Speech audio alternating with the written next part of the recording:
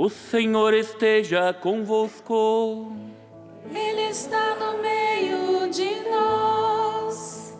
Proclamação do Evangelho de Jesus Cristo, segundo Lucas. Glória a vós, Senhor. Naquele tempo, Jesus estava na margem do lago de Genezaré, e a multidão apertava-se ao redor de Jesus para ouvir a palavra de Deus. Jesus viu 2 barcas paradas na margem do lago.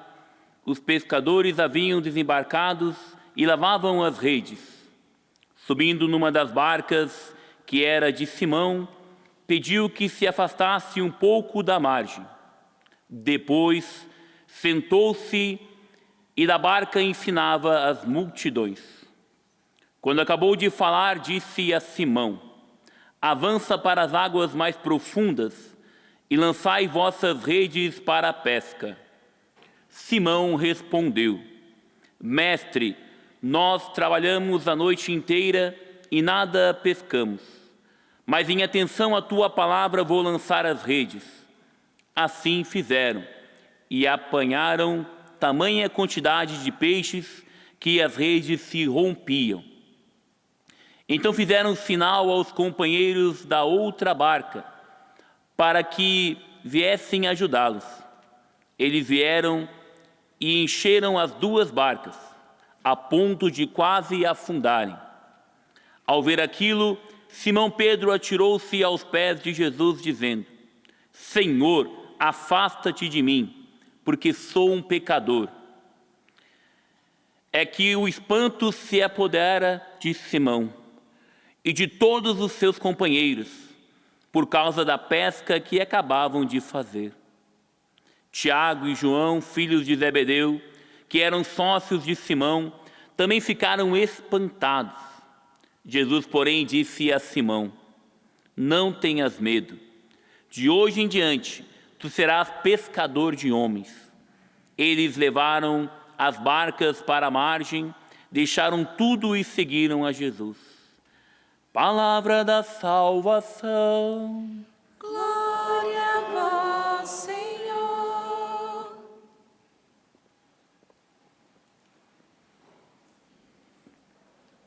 Caríssimo Padre Israel, amados irmãos e irmãs, a liturgia de hoje, de São Timóteo e São Tito, esses 2 grandes pastores, nos faz pensar nos nossos pastores, nos nossos sacerdotes, nos nossos bispos, para que a gente volte à fonte, volte à originalidade, volte àquela missão que realmente Deus confiou àqueles que Ele colocou à frente do seu povo. E eu vou começar dizendo o seguinte: não duvide em nenhum momento da palavra de Deus. Não duvide. Porque a dúvida nos distancia dele e não acontece nada. Mas quando nós acreditamos na palavra de Deus, acolhemos ela em nossas vidas, em nossos corações, e permitimos que ela mude-nos por inteiro, tirando-nos do domínio do pecado, do domínio das maldades, das amarras do mal, nós somos criaturas novas. Jesus, à margem do rio, entra na barca de Pedro, a multidão era grande, e ele senta na barca e fala à multidão. Foi um meio natural de eles serem ouvidos, né? Porque do mar para a margem o som bate lá e todo mundo escuta, né? Algumas igrejas que têm uma acústica própria que não precisa nem de microfone para falar, todo mundo escuta.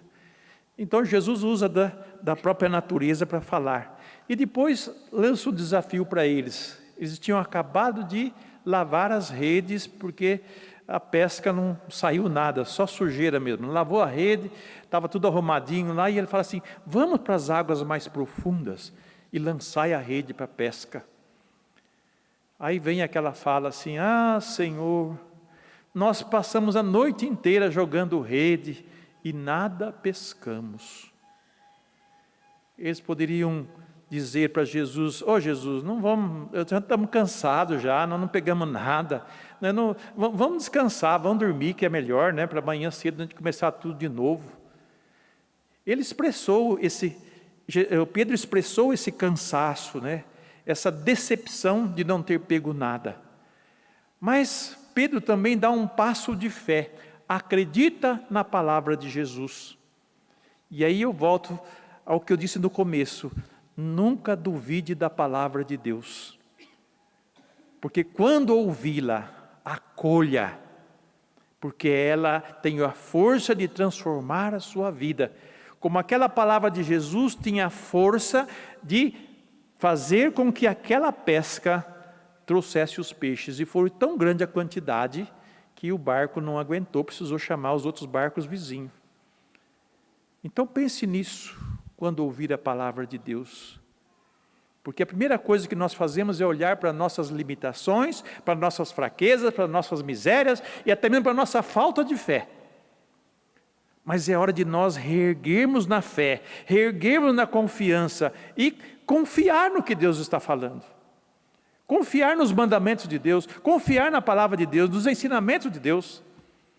Aliás, se nós o temos como Deus, se nós caminhamos com Ele, nós devemos ouvi-lo antes de ouvir o que o mundo diz, o que as ideias dizem, o que as pessoas dizem, o que o mundo faz. Porque muitos se dizem ser de Deus, mas vivem de acordo com o mundo. Ah, mas eu vivo nessa realidade, eu estou nessa realidade, eu tenho que fazer igual os outros fazem, eu tenho que ser como os outros são. E com isso perde a salvação da sua vida. Deus nos colocou nesta realidade, meus irmãos, para vivermos como seus filhos e suas filhas, não como seus rebeldes, não como seus adversários, não como o mundo do pecado nos ensina a viver. Tudo contrário àquilo que Deus fala. Então é preciso um espírito de conversão, de mudança de mentalidade, de mudança de vida. E o Evangelho é o único que leva as pessoas a terem essa atitude. Os apóstolos depois foram anunciar, porque Jesus disse para ele: eu vou fazer de vocês pescadores de homens. Quer dizer, trazer homens para a fé. E você sabe por que Jesus diz homens? A grande maioria que vem na igreja são mulheres.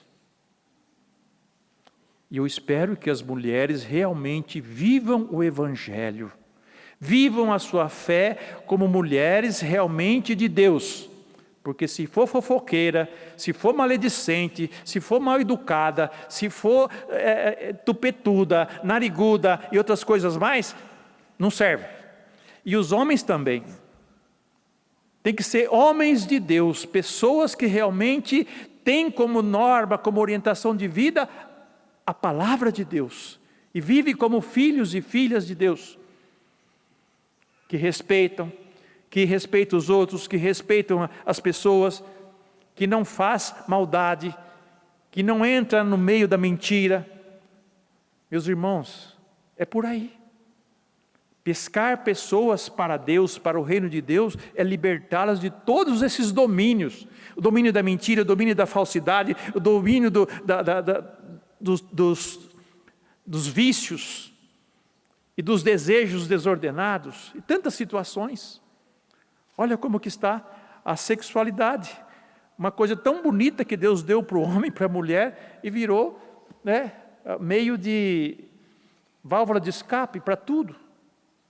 Basta ver o quanto de pessoas estão escravos da pornografia pela internet.